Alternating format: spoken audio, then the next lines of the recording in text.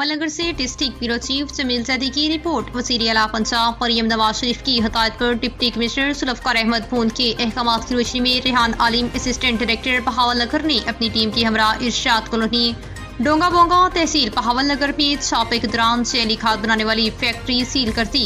Factory में DAP और nitrophos के पारदाना में जैली खाद बनाकर बेच रहे थे। फैक्ट्री से 6 बोरी डीएपी, 10 बोरी नाइट्रोफास और 50 बैग सफेद पाउडर रंग के डब्बे, मिक्सचर मशीन, पारदाना, सिलाई मशीन बरामद हुई, जिसकी मालियत तकरीबन 6 लाख रुपए से जायद है। मुलजिम के खिलाफ महकमाना कार्रवाई करते हुए मुलजिम मोहम्मद बिलाल वल्द अहमद अली सकने अलवकार कॉलोनी हरुणाबाद के खिलाफ थाना डोंगा बोंगा में FIR 768/24 रजिस्टर्ड करवा दी गई। 6 लाख रुपए मालियत की खाद और दीगर फैक्ट्री सामान फर्द मकबूजगी के जरिए और मुलजिम को हवाले पुलिस कर दिया गया। इस मौके पर रेहान आलिम असिस्टेंट डायरेक्टर ज़राअत तौसील ने बताया कि महकमे ज़राअत बहावलनगर किसानों को मियारी खाद की फरहमी और जैली खाद का कारोबार करने वालों के खिलाफ मसरूफ़ अमल